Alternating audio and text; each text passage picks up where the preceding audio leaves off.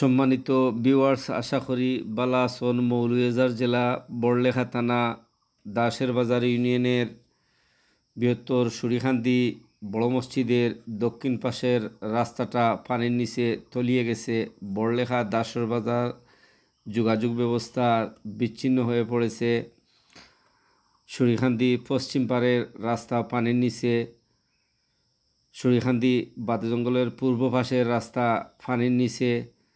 বেশ কয়েকটা অঞ্চল বর্তমানে টানা বজ্রবৃষ্টির কারণে পানির নিচে তলিয়ে গেছে। YouTube channel SR TV subscribe করবা, শেয়ার করবা, ছোটো ছোটো খবর দেখার জন্য সহযোগিতা করবা।